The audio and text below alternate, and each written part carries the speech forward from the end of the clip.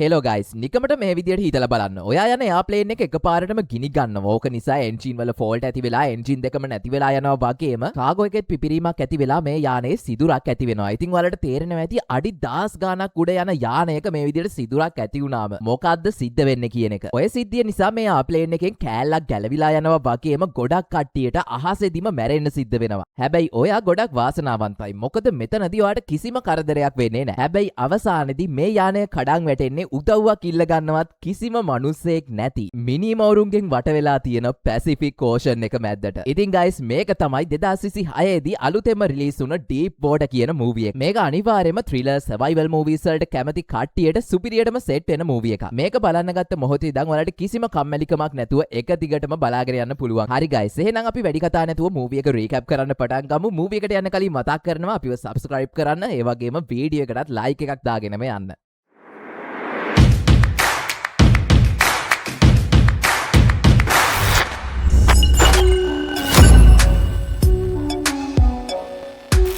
හරි ගයිස් මේ කතාවේ එක ප්‍රධානම කැරක්ටර් එකක් තමයි මේ රිචඩ් කියන කෙනා. මෙයා ඇවිල්ලා පයිලට් කෙනෙක්. මෙයා යාගේ වැඩ ටික අවසන් කරලා පොඩි කැරොකිනයිට් එකක් දාන කමනුයි ඉන්නේ. මේ ඉන්නේ බෙන්. එයා තමයි මේ ප්ලේන් එකේ ෆර්ස්ට් ඔෆිසර්. කොහොම හරි බෙන්ගේ පුතාට මේ වෙනකොට අසනීප වෙලා ඉන්නේ. ඕක නිසා බෙන්ගේ වයිෆ් බෙන්ට කෝල් කරලා කියනවා පුළුවන් ඉක්මනට ගෙදර එන්න කියලා. ඔය අතරෙදිම බෙන්ට කෝල් එකක් එනවා සැන්ෂයි වලට යන්න ෆ්ලයිට් එකක් තියෙනවා කියලා. ඉතින් ඕක නිසා බෙන් ගෙදර යන එක පස්සට දාලා යාගේ ජොබ් එක කරන්න තීරණය කරනවා. ඉතින් ඔය සිද්ධියෙන් පස්සේ අපිට පෙන්වන්නේ එයාපෝට් එකේ වෙන සිද්ධි වගේක් ගයිස්. මෙතනදී අපිට බලා ගන්න පුළුවන් මේ එයාක්‍රාෆ්ට් එකේ යන්නේ නේ එක මිනිස්සු වර්ග ටික. මේ ඉන්නේ මේ සන්ෂයි වලට යන ෆ්ලයිට් එකේ මේ යන ග්‍රෑන්ඩ් මදර් කෙනෙක්. මෙයා මේ යන්නේ අවුරුදු ගානකට පස්සේ යාගේ ළමයව හම්බ වෙන්න. ඊට පස්සේ මේ ඉන්නේ චීනේ ඉඳන් e-sport ටූර්නමන්ට් එකකට USA ආව සෙට් එකක්. මෙයාලා දැන් ටූර්නමන්ට් එක ඉවර වෙලා ආයෙමත් ගෙදර යන්නයි හදන්නේ. ඊළඟට මේ ඉන්නේ පොඩි ෆැමිලි එකක්. හැබැයි මේ ෆැමිලි එකේ ළමයි දෙන්න දෙන්නෙක්ගේ. හැබැයි මේ පුංචි ගෑනු ළමයා තාත්තගේ ওই සම්බන්ධයට කොහෙත්ම කැමති නෑ. ඒක නිසා මෙයා පොඩ්ඩක් තාත්තත් එක්ක තරහ එනුයි ඉන්නේ. ඊළඟට එයාපෝට් එකේ එළියදී අපිට බලා ගන්න පුළුවන් වෙනවා මේ මිනිස්සයව. මෙයා ගොඩක් පණ්ඩිත මිනිස්සෙක්. මේ වෙලාවේදී මේ මිනිස්සයා එයාප්ලේන් එකට යන්න කලින් එයාගේ ටැබ් එක පාවිච්චි කරන ගමනුයි ඉන්නේ. කොහොම හරි මෙතනදී එයාගේ ටැබ් එකේ බැටරි ඩෙඩ් වෙනවා. ඉතින් ඕක නිසා මේ මිනිස්සයා එයාගේ බෑග් එකෙන් පවර් බෑන්ක් එක අරගෙන මේ ටැබ් එකට ප්ලග් කරනවා. හැබැයි ඔතනදී මෙයාට දැනෙනවා මේක ෂෝට් වෙනවා කියන එක. මොකද එයාගේ පවර් බෑන්ක් එකේ මේ කේබල් එක හොඳටම ඩැමේජ් වෙලායි තියෙන්නේ. හැබැයි මේ මිනිස්සයා කිසි ගාණක් නැතුව පවර් බෑන්ක් එකට මේ ටැබ් එක ප්ලග් කරලා එයා ප්ලේන් එකේදී අරගෙන යන එයාගේ බෑග් එකට මේක දා ගන්නවා. ඊළඟට මේ මිනිස්සයා එයාගේ ප්ලේන් එකට නගින්නේ එයාපෝට් එක ඇතුළට යනවා වගේම මෙතනදී එයාගේ බෑග් එක චෙක් කරනවා. ඔතනදී මේ ස්ටාෆ් එකේ කට්ටිය මෙයාගෙන් අහනවා මේ බෑග් එක ඇතුලේ පවර් බෑග් වගේ දේවල් තියෙනවද කියලා. ඉතින් එතකොට මේ මිනිස්සයාලට නෑ කියලා උත්තර දෙනවා. කොහොම හරි මෙයාගේ බෑග් එක ස්කෑන් කරද්දි මැෂින් එකට ඩිටෙක්ට් වෙනවා මේක ඇතුලේ පවර් බෑග් එකක් තියෙනවා කියන එක. හැබැයි ඕක පෙන්නන වෙලාවෙදි මේ ස්කෑන් කරන බෑග් චෙක් කරන මිනිස්සයා මොනිටර් එක දිහා නෙවෙයි බලාගෙන ඉන්නේ. එයාගේ ෆෝන් එක ඔබන ගමනුයි ඉන්නේ. ඉතින් ඕක නිසා මේ මිනිස්සයාට කිසිම ප්‍රශ්නයක් නැතුව මෙතනින් යන්න පුළුවන් වෙනවා වගේ මෙයාගේ බෑග් එකත් කාගෝ එකට දානවා. ඊළඟට අපිට බලා ගන්න පුළුවන් වෙන්නේ මේ ෆ්ලයිට් එක ඇතුලේ වෙන සිද්ධියක්. හැමෝම මේ වෙනකොට ෆ්ලයිට් එකට ඇතුළු වෙලා ඉන්නේ. පැසෙන්ජර්ස්ලා ස්ටාෆ් එකේ කට්ටිය කැප්ටන් ෆස්ට් ඔෆිසර් ඔය හැමෝම අදාළ තැන්වල ඉන්නවා. දැන් මේ ප්ලේන් එක මේ ගමන ආරම්භ කරන්නයි හදන්නේ. හැබැයි මේකේ ෆස්ට් ඔෆිසර් ඒ කියන්නේ අපේ බෙන් ප්ලේන් එකේ රිපෝට් එක චෙක් කරලා කියනවා ප්ලේන් එකේ පොඩි ප්‍රශ්නයක් තියෙනවා. ඒක හදලා ඉවර වෙනකන් ලීගලි අපිට මේ ගමන ස්ටාර්ට් කරන්න බෑ කියලා. හැබැයි මේකේ කැප්ටන් එයා ඕන තරම් මේ වගේ ෆ්ලයිට් එලවලා තියෙන නිසා වගේම අවුරුදු ගානක පළපුරුද්ද තියෙන නිසා ඔය පොඩි දෙයින් කිසිම ප්‍රශ්නයක් වෙන්නේ නෑ කියලා මේක රීසෙට් කරලා දානවා. හැබැයි බෙන් ඔය වැඩවලට වැඩිය කැමති වෙන්නේ නෑ. මොකද එයා කැමති පොතේ හැටියට වැඩ ටික කරගෙන යන්න. කොහොම වුණත් ඔය සිද්ධියෙන් පස්සේ වැඩි වෙලාවක් යන්න කලින් මේ ෆ්ලයිට් එක ටේක් ඔෆ් කරනවා. ඊට පස්සේ අපිට බලා ගන්න පුළුවන් වෙන්නේ මේ ෆ්ලයිට් එක පුරුදු විදියටම අහසේ ගමන් කරන විදිය. ඔයාලට මතක ඇති මං කතාව මුලදිම කිව්වා මේ ෆ්ලයිට් එකේ යනවා කියලා ග්‍රෑන්ඩ් මදර් කෙනෙක්. ඒ යන්නේ යාගේ ග්‍රෑන්ඩ් ඩෝටර්ව බලන්න. ඉතින් මේ ෆ්ලයිට් එක ඇතුලේදී අපිට මේ ආච්චි සහ ටීනේජ් බෝයි කෙනෙක් අතර පොඩි ලස්සන සිද්ධියක් බලා ගන්න පුළුවන් වෙනවා. මං ඔයාලට කිව්වා මේ ආච්චි යන්නේ යාගේ මිනිබිරියව බලන්න. ඒක නිසා එයා ගොඩක් සතුටෙනුයි ඉන්නේ. ඒක නිසාම මේ ආච්චි එහා පැත්තේ ඉන්න කෙනා දිහා පොඩ්ඩක් බලාගෙන ඉන්නවා. හරියට මේ මිනිබිරියව එයාට පෙන්වන්න වගේ. හැබැයි මේ එහා පැත්තේ ඉන්න කෙනා ටිකක් තරුණ කෙනෙක්. එයා යාගේ ලැප් එක යූස් කර කර තමයි මෙතනදී යන්නේ. අර ආච්චි මෙයා දිහා බලන් ඉන්නකොට මෙයා ටිකක් ඕනවට එපාවට වගේ WhatsApp කියලා අහනවා. එතකොට අර ආච්චි එන සතුටෙන් එයාගේ මිනිබිරිගේ ෆොටෝ එකක් පෙන්නලා කියනවා මේ ඉන්නේ මගේ මිනිබිරි මං එයාව බලන තමයි සන්ෂයි වලට යන්න කියලා. ඊට පස්සේ මේ කොල්ලා ටිකක් hina වෙලා ඕසම් කියලා එතනින්ම එක වචනකින් ওই කන්වර්සේෂන් එක ඉවර කරලා දානවා. ඉතින් ඔතනදී ගයිස් අපිට පෙන්වන්නේ මේ දෙන්නගේ ඒජ් කැප් එකේ වෙනස. ඒජ් එකත් එක්ක මෙයාලගේ පර්සනැලිටිස් වෙනස් වෙලා තියෙන විදිය. කොහොම වුණත් ඔය සිද්ධියත් එක්ක මේ ෆ්ලයිට් එකේ අපිට තවත් සිද්ධීන් කීපයක් බලා බලා ගන්න පුළුවන් වෙනවා. අර e-sport club එකේ players ලා දෙන්නෙක් අතර පොඩි love story එකක් යනවා. තව මං අර මුලින්ම කිව්ව පොඩි family එකේ අම්මයි තාත්තයි අතර පොඩි වෙනම scene එකක් එතන යනවා. කොහොම වුණත් හැම දෙයක්ම සාමාන්‍ය විදියට මේ flight එක ඇතුලේ සිද්ධ වෙනවා. හැමෝම හිතන්නේ කිසිම ප්‍රශ්නයක් නැතුව සුපුරුදු විදියට මේ යාලගේ ගමන අන්තයට යාලට යන්න පුළුවන් වේවි කියලා. හැබැයි කවුරුත්ම දැනගෙන හිටියේ නෑ යාලගේ කාගෝ එකේ මුළු plane එකම වටන්න පුළුවන් බෝම්බයක් හැංගිලා තියෙනවා කියන එක. ඕක වෙන්නේ මෙහෙමයි guys. ඔයාලට මතක ඇති අපිට එයාපෝට් එකෙන් පිටදී හම්බ වුණ මිනිස්සයා. ඒ මිනිස්සයා යාගේ ටැබ් එකේ බැටරි ඩෙඩ් වුණාට පස්සේ යාලගේ තිබුණ ෂෝට් වුණ කේබල් එකෙන්ම පවර් බෑන්ක් එක සහ මේ ටැබ් එක කනෙක්ට් කරනවා. ඊට පස්සේ ආයෙ ඒක දාගන්න යාගේ බෑග් එකට. එයාපෝට් එකේදී මේ මිනිස්සයාගේ බෑග් එක ස්කෑන් කරලා බැලුවත් ස්ටාෆ් එකේ කට්ටියගේ මිස්ටේක් නිසා යාට පුළුවන් වෙනවා මේ පවර් බෑන්ක් එක ෆ්ලයිට් එකට අරගෙනම යන්න. ඉතින් ඕකේ ප්‍රතිඵලයක් විදියට යාගේ කැඩිලා තියෙන පවර් බෑන්ක් එකේ කේබල් එක පැය ගාණක් තිස්සේ ෆ්ලයිට් එක ඇතුළේදී ෂෝට් වෙනවා. පැය කීපයකට පස්සේ මේකෙන් ටිකෙන් ටික දුම දාන්න පටන් ගන්නවා වගේම මේක අවසානයේදී ගින්නක් දක්වා වර්ධනය වෙනවා. ඉතින් ওই පොඩි කේබල් එක නිසා දැන් සම්පූර්ණයෙන්ම කාගෝ එක ගින්නෙන් ඇවිලෙන ගමනුයි ඉන්නේ. ඉතින් ওই ගින්න ඇවිලිලා වැඩි වෙලාවක් යන්න කලින් මේ ෆ්ලයිට් එකේ ෆස්ට් ඔෆිසර් වෙන අපේ බෙන්ට මේ ඇලර්ට් එක ලැබෙනවා. එයා කැප්ටන්ටත් මේකේ කාගෝ එකේ ෆයර් එකක් කියන එක දැනුම් දෙනවා වගේම එයාලා මිනිස්සු ටිකක් යවනවා මේ ගින්න නිවලා දාන්න. හැබැයි එයාලා කාගෝ එකේ පැත්තට යනකොටත් මේ ගින්න හිතා ගන්න බැරි තරමට වර්ධනය වෙලා ඉවරයි. මේ කට්ටිය කොච්චර මේ ගින්දර නිවන්න try කරත් ඒ වගේ වැඩක් වෙන්නේ නැහැ. ඔය අතරේදී එකපාරටම කාගෝ එක පැත්තට තිබුණ පරි ටිකක් ගින්දරෙන් අළු වෙලා යනවා වගේම කාගෝ එක එකපාරටම ඒක තිබුණ තැනින් ගැලවිලා ගිහිල්ලා වදින්නේ සිලින්ඩර්ස් වගේ එක. ඉතින් මේ කාගෝ එක සිලින්ඩර්ස් වල ගිහිල්ලා බැදුන ගමන් මෙතනදී ලොකු එක්ස්ප්ලෝෂන් එකක් ඇති වෙනවා වගේම අර සිලින්ඩර්ස් සම්පූර්ණයෙන්ම මේ ආප්ලේන් එක හිල් කරගෙනම මේ ප්ලේන් එකෙන් එළියට යනවා. ඒ යන්නේ මේ ප්ලේන් එකේ ඉන්න පැසෙන්ජර්ස්ලා කීප දෙනෙක්ගෙම වැදිලා තප්පරයක් යන්නත් කලින් එයාලගේ ජීවිතත් නැති කරගෙනමයි. ඉතින් ගයිස් ඔයාලට තේරෙනවා ඇති දැන් මෙයාලට කරන්න කිසිම දෙයක් නැහැ. අඩි 10 ගාණක් උඩ මේ ප්ලේන් එකේ දැන් හිලක් තියෙනවා. ඔය සිදුර නිසා හිතා ගන්නවත් බැරි වේගෙන් ප්ලේන් එක ඇතුලෙන් එළියට හුල ගැද ගන්නවා වගේම මෙයාලට මේකෙන් බේරෙන්න තියෙන එකම ඔප්ෂන් එක විදියට කැප්ටන් දකින්නේ ළඟම තියෙන ස්ටේෂන් එකට මේ ප්ලේන් එක බාන එක. හැබැයි ගයිස් එයාලට ඒක කරගන්න පුළුවන් වෙන්නේ නැහැ. අර ඇති වුණ සිදුරෙන් හිතා ගන්න බැරි තරම් වේගෙන් ඇදිලා යන හුලන් නිසා එතන තිබ්බ තහඩුව සම්පූර්ණයෙන් ඉරිලා යනවා. ඒ ඉරිලා යන කෑල්ල ගිහිල්ලා පදින්නේ මේ ප්ලේන් එකේ එන්ජින් එකක. ඕකෙන් එක පැත්තක එන්ජින් එක මෙයාලට සම්පූර්ණයෙන්ම නැති වෙනවා. මෙතනදී සම්පූර්ණයෙන්ම එන්ජින් එක එක්ස්ප්ලෝඩ් වෙලා යනවා වගේම බොඩි එකේ කෑල්ලකුත් පැසෙන්ජර්ස්ලත් එක්කම ගැලවිලා යනවා. දැන් මේ ප්ලේන් එක සම්පූර්ණයෙන්ම ඩෙත් මැෂින් එකක් වෙලායි තියෙන්නේ. කැප්ටන්ලටවත් ස්ටාෆ් එකේ කට්ටියටත් කරන්න කිසිම දෙයක් නැහැ. මේ වෙනකොටත් ප්ලේන් එකේ පැසෙන්ජර්ස්ලා බර ගාණක් මැරිලා ගිහිල්ලා ඒ වගේම එන්ජින් දෙකම දැන් ෆේල් වෙලායි තියෙන්නේ. කැප්ටන්ට දැන් කරන්න ඉතුරු වෙලා තියෙන එකම දේ තමයි ඉස්සරහින් තියෙන ඕපන් ඕෂන් එකට මේ ප්ලේන් එක කඩා වටන එක. හැබැයි මෙතන භයානක ප්‍රශ්න දෙකක් තියෙනවා ගයිස්. පළවෙනි එක තමයි මෙයාලා එන වේගය හොඳටම වැඩි. මෙයාලට ප්ලේන් එකේ වේගය කන්ට්‍රෝල් කරගන්න කිසිම දෙයක් මේ වෙනකොට ඉතුරු වෙලා නැහැ. ගොඩක් වෙලාවට මේ එන ස්පීඩ් එකත් එක්ක මේක මුහුදේ ගැටුනොත් ලොකු විනාශයක් වෙන්න පුළුවන්. දෙවෙනි කාරණේ තමයි අපි දන්නේ නැහැ මේ වතුර යට මොනවද තියෙන්නේ කියන එක. සමහර වෙලාවට මේකට කිසිම ප්‍රශ්නයක් නැතුව බාන්න පුළුවන් වෙන්න පුළුවන්. හැබැයි සමහර විට මේ වතුර යට කොරල් පාර, ගල් පර්වත වගේ දේවල් තියෙන්න පුළුවන්. ඉතින් මේ ප්ලේන් එක කඩන් වැටෙන ස්පීඩ් එකත් එක්ක ඔය වගේ තැනකට වැටුනොත් සම්පූර්ණයෙන්ම මේ ප්ලේන් එක කෑලි වෙලා යනවා. හැබැයි මෙයාලට දැන් කරන්න කිසිම දෙයක් ඉතුරු වෙලා නැහැ. ඒක නිසා මෙයාලට ඒ රිස්ක් එක ගන්නම වෙනවා. කැප්ටන් තීරණය කරනවා එන්ජින් ඔෆ් කරලා දාලා මේ ප්ලේන් එක මුහුදට වටන්න. එහෙම කරන්නේ මේ වතුර ඇතුලේ මොනවද තියෙනවද කියන එක ගැන කිසිම අදහසක් නැතුව. ටිකෙන් ටික ප්ලේන් එක මුහුදට ලං වෙනවා. මෙයාලා දැන් මුහුද උඩ ගමන් කරන්නේ හිතා ගන්නවත් බැරි තරම් වේගයකින්. ඒත් එක්කම ටිකෙන් ටික මේ මුහුද ඇතුලේ තියෙන ගල් පර්වත මේ ප්ලේන් එකේ වැදෙන්න පටන් ගන්නවා. මෙයාලා යන වේගයත් එක්ක ප්ලේන් එක හොදටම ඩැමේජ් වෙනවා වගේම හතර පැත්තෙම වතුර එන්න පටන් ගන්නවා. අවසානයේට මේ ප්ලේන් එක ওই විදියට ඇදිලා ගිහිල්ලා නවතින්නේ හිතා ගන්නවත් බැරි තරම් ලොකු ඩැමේජ් එකක් එක්ක. මේ ඩැමේජ් එක කොච්චරද කියනවා නම් ප්ලේන් එක මේ වෙනකොට කොටස් 3කට සම්පූර්ණයෙන්ම කැඩිලායි තියෙන්නේ. මේ ක්‍රෑෂ් එක සිද්ධ වෙනවත් එක්ක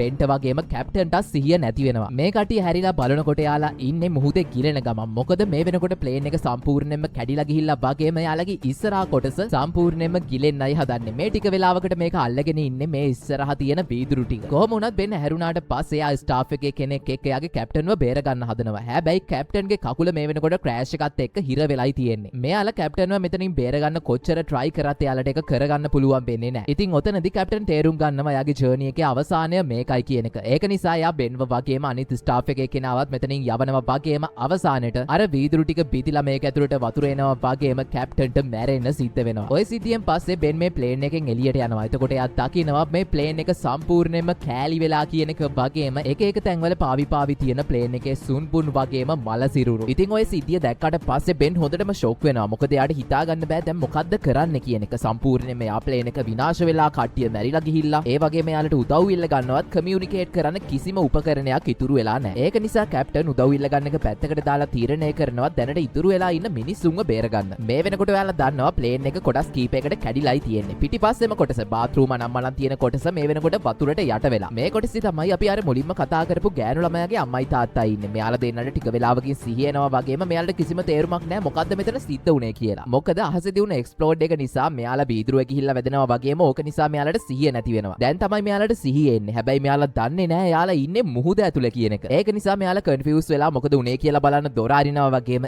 ඒත් එක්කම මේ දෙන්නම මැරිලා යනවා. ඊළඟට අපිට බලා ගන්න පුළුවන් වෙනවා ප්ලේන් එකේ මැද කොටස කෑල්ලා. මේ වෙනකොට ඒ පාර්ට් එකත් ගිලෙන ගමනුයි තියෙන්නේ. මේ පාර්ට් එක ඇතුලේ ඉන්නවා අර වයසක ආච්චි වගේම එයාට එහා පැත්තේ හිටපු තරුණ පිරිමි ළමයා සහ ස්ටාෆ් එකේ ගෑනු ළමයා. ඒ වගේම අපි එයාපෝට් එකේ දැක්ක ෆැමිලි එකේ පුංචි පිරිමි ළමයාත් මෙතන ඉන්නවා. කොහොම වුණත් මේ හැමෝම දැන් හිර වෙලා වගේම කලබල වෙලා ඉන්නේ. මෙයාලට මෙතනින් බේරෙන්න තියෙන එකම විදිය තමයි පල්ලෙහාට පීඩන් ගිහිල්ලා මුහුදෙන් මතුවෙන එක. හැබැයි ඒක එච්චර ලේසි වැඩක් නෙවෙයි. මෙයාලා මුලින්ම අර වයසක ආච්චිව බේර ගන්න හදනවා. හැබැයි ඒක ලේසි වැඩක් නෙමෙයි. මොකද එයාගේ වයසත් එක්ක පීනන එක එච්චරටම ලේසි දෙයක් වෙන්නේ නැහැ. ඒක නිසා ඒ ආච්චි මේ ළමයි තුන්දෙනාව මොටිවේට් කරලා යවනවා වගේම අවසානයේ මේ ආච්චිට මැරෙන්න සිද්ධ වෙනවා. අනිත් පැත්තේ සම්පූර්ණ ප්ලේන් එකේ බද කොටස එක පැත්තක කඩන් වැටිලායි තියෙන්නේ. ඒකත් තියෙන්නේ කොරල් පරයක් උඩ. ඒක නිසා මෙයාලා ටිකෙන් ටික ඒ සුන්බුන් වලින් ඈත් වෙලා මුහුදු වතුරට යනවා. හැබැයි යාලා දැනගෙන හිටියේ නැති කාරණේ තමයි මේ සම්පූර්ණ ඒරියා එකම වට කරගෙන ඉන්නේ ෂාක්ලා කියන එක. මේ වෙනකොට බෙන් ජීවිත ආරක්ෂක බෝට්ටුත් හොයාගෙන මේ කට්ටියව බේර ගන්න එන ගමනුයි ඉන්නේ. ඔය ගමන අතරදී බෙන් දකිනවා මේ මැරිලා ඉන්න කට්ටියක මිනි එකපාරටම අතුරුදහන් වෙලා යනවා කියන එක. එතකොට තමයි බෙන් දැනගන්නේ මෙතන ඉන්නේ මෝරු කියන එක. හැබැයි ඒ වෙනකොට එයාගේ ස්ටාෆ් එකේ හිටපු අර යාළුවා මුහුදට පැනලා ඉවරයි. මේ වෙනකොටත් එයාගේ පස්සේ මෝරු වගේ පන්නනවා වගේම එයාට බේරෙන්න පුළුවන් වෙන්නේ නැහැ. ඊළඟට බෙන් යන්නේ මේ මිනිස්සුන් එකතු කරගෙන යාළුව බේර ගන්න වැඩේට. ඉතින් මෙතන ඉඳන් හවස් වෙනකම්ම මේ කට්ටිය කරන්නේ ඉතුරු වෙලා ඉන්න මිනිස්සුන්ව එකතු කරගන්න එක වගේම මෝරුන්ගෙන් බේරිලා ඉන්න try කරන එක. හැබැයි හැමෝටම මේක කරගන්න පුළුවන් උනේ නැහැ. කොහොම හරි ටිකෙන් ටික රෑ වෙන්න පටන් ගන්නවා. රෑ වුණාට පස්සේ මෙයාලට කිසිම ආලෝකයක් නැහැ. මෙයාලට කාවත් කන්ටැක්ට් කරගන්න විදියක් නැහැ. උදව්වක් ඉල්ල ගන්න කෙනෙක් නැහැ. මෙයාලා කවුරු හරි මෙයාලව බේරගන්න ඒවි කියන බලාපොරොත්තුවෙන් ඔහෙ බලාගෙන ඉන්නවා. ඔය අතරේදී මේ ඒරියා එකේ තියෙන චීන මාළු වලන බෝට්ටුවකට කෝල් එකක් එනවා. එයාලා මේ බෝට් එකේ කැප්ටන්ට කතා කරලා කියනවා මේ වෙනකොට ඔය ඒරියා එකේ ආප්ලේන් ක්‍රෑෂ් එකක් සිද්ධ වෙලා තියෙනවා. ඒ ක්‍රෑෂ් එක සිද්ධ වුණ තැනට ළඟම තියෙන බෝට් එක තමයි ඔයාලගේ බෝට් එක. අපි හිතනවා ඒකේ සර්වයිවර්ස්ලා කීප දෙනෙක් ඉන්නවා ඇති කියලා. ඒක නිසා පුළුවන් නම් ඔයාලා ඒ කට්ටියට උදව් කරන්න කියලා. ඉතින් ඔය පණිවිඩය ආරංචි වුණාට පස්සේ මේ බෝට් එකේ කට්ටිය ඒ ක්‍රෑෂ් එක සිද්ධ වුණ තැන හොයාගෙන යන්න පටන් ගන්නවා. බෝට් එකට ඔය පණිවිඩය ලැබිලා ටික වෙලාවකට පස්සේ ඒ කට්ටියව බේර ගන්න මෙතනට හෙලිකොප්ටර් එකක් එනවා. ඉතින් ඔය හෙලිකොප්ටර් එක දැකලා මේ කට්ටිය මාර විදියට සතුටු වෙනවා. හෙලිකොප්ටර් එකෙන් වටේට ෆ්ලෑෂ් දානවා වගේම මේ කට්ටියව බේර ගන්න දැන් එක්කෙනෙක් වතුරට බහින්නයි හදන්නේ. හැබැයි මේ හෙලිකොප්ටර් එකේ එන කට්ටිය දන්නේ නැහැ මේ ඒරියා එක සම්පූර්ණයෙන්ම මෝරුන්ගෙන් වට වෙලයි තියෙන්නේ කියන එක. ඉතින් ඔය විදියට මිනිස්සෙක්ව වතුරට දාන්න යනකොට බෙන් ඇතුළු අර බේරිච්ච සෙට් එක කෑ ගහලා එපා කියනවා. මොකද එයාලා දන්නවා මේ වටේම ඉන්නේ මෝරු කියන එක. හැබැයි මේ හෙලිකොප්ටර් එකේ කට්ටිය හිතන්නේ යාලව බේර ගන්න කියලා ඒ කට්ටිය ආත්වනනවා කියලා. ඉතින් ඕකේ ප්‍රතිඵලයක් විදියට අර මිනිස්සයා වතුරට වැටුණ ගමන් මෝරෙක් ඇවිල්ලා යාව අල්ල ගන්නවා වගේම ඒ මිනිස්සයාව ඇදගෙන යන්න try කරනවා. මේ වෙනකොටත් ඒ මිනිස්සයා කේබල් එකකින් එයාගේ හෙලිකොප්ටර් එකත් එක්ක කනෙක්ට් වෙලා ඉන්නේ. ඒක නිසා හෙලිකොප්ටර් එකත් අරකට එක්කම ඇදිලා යනවා. හෙලිකොප්ටර් එක පුළුවන් තරම් try කරනවා මේකෙන් බේරෙන්න. හැබැයි යාලට ඒක කරගන්න පුළුවන් වෙන්නේ නැහැ. මේ මෝරා නිසා හෙලිකොප්ටර් එකත් කඩාගෙන වැටෙනවා වගේම මොකක් හරි කරුමකට ඒ හෙලිකොප්ටර් එකත් වැටෙන්නේ අර බේරිලා ඉන්න මිනිස්සු ළඟටමයි. ඕක නිසා ඒ බෝට් එකේ හිටපු මිනිස්සු ආයෙමත් මුහුදට වැටෙනවා වගේම ඕකෙන් මිනිස්සු කීප දෙනෙක්ටම මැරෙන්න සිද්ධ වෙනවා. කොහොම හරි බහුතරයකට පුළුවන් වෙනවා ආයෙමත් ඒ බෝට්ටුවට නැගගෙන යාලගේ පණ බේර ගන්න. ඉතින් ගයිස් එයාලව බේර ගන්නව කට්ටියටත් ওই විදියට මැරෙන්න සිද්ධ වුණා. දැන් එයාලා කල්පනා කරන්නේ ඊළඟට මොකක් වෙයිද කියලා. ඔය අතරේදී බෙන් වටපිට බලනවා. එයාට තේරෙනවා යාලගේ හිටපු අර පුංචි ගෑනු ළමයා නැති වෙලා කියන එක. එයා වටපිට බලලා එයාව හොයනකොට එයා දකින්නවා ගොඩක් ඈත. එයා ප්ලේන් එකේ සුන්බුන් ගොඩක් උඩ හිටගෙන ඉන්න අර ගෑනු ළමයාව. හෙලිකොප්ටර් එක කඩන් වැටෙනවත් එක්ක ඇති වුණ ෂොක් එක නිසා තමයි එයා ඒ පැත්තට විසි වෙලා ගිහිල්ලා තියෙන්නේ. ඉතින් ඔය ගෑනු ළමයාව දැක්ක ගමන් බෙන් එයාගේ ජීවිතය ගැනවත් නොහිතා වතුරට පැනලා පීනගෙන යනවා යාව බේර ගන්න. මොකද ඒ ගෑනු ළමයාට වැඩි වෙලාවක් ඔතන යහතින් ඉන්න පුළුවන් වෙන්නේ නැහැ. කොහොම වුණත් බෙන්ට පුළුවන් වෙනවා මේ මෝරුන්ව මග ඇරලා ඒ ගෑනු ළමයා ළඟට යන්න. ඒ තියෙන ප්‍රශ්නේ තමයි යාව ආයෙමත් අර බෝට් එකට අරගෙන යන එක. මොකද වතුරට බහැපු ගමන් අනිවාර්යයෙන්ම මේ මෝරු යාලගේ පස්සෙන් පන්නන්න පටන් ගන්නවා. හැබැයි බෙන් එයාගේ උත්සාහය අතාරින්න කැමති වෙන්නේ නැහැ. එයා අර පොඩි ළමයාත් අරගෙන බෝට් එක ගාවට පීනන්න පටන් ගන්නවා. ඉතින් ඔය වෙලාවේදී ආප්ලේන් ක්‍රෑෂ් එක ගැන තොරතුරු ලැබුණ අර මාළු වලන බෝට්ටුවත් මෙතනට එනවා. ඒක කැප්ටන් දකින්නවා අර මිනිස්සයා පොඩි ගෑනු ළමයව බේර ගන්න try කරන විදිය. හැබැයි යාළුව මෝරු වට කරලා ඉන්නේ. ඉතින් ඕක දැක්කට පස්සේ මේ මාළු වලන බෝට්ටුවේ කැප්ටන් එයාලා අල්ලගත්ත මාළු ඔක්කොම ටික රිලීස් කරන්න කියලා මෙයාලට අණ කරනවා. එයා හැම කරන්නේ මෝරුන්ගේ අවධානය වෙනස් කරලා අර දෙන්නව බේර ගන්න. ඉතින් හිතපු විදියටම කැප්ටන්ගේ ප්ලෑන් එක වැඩ කරනවා. මාළු ලක්ෂ ගාණක් යාලගේ බෝට්ටුවේ නිදහස් වෙනවා වගේම අර ගෑනු ළමයා පස්සේ ගිය මෝරු ටික ආයෙමත් හැරිලා මේ මාළුන්ව දඩයන් කරන්න පටන් ගන්නවා. ඉතින් ගයිස් ඔන්න ඔය විදියට මේක කැප්ටන් කරපු වැඩේ නිසා බෙන්ටයි අර ගෑනු ළමයාටයි බේරෙන්න පුළුවන් වගේම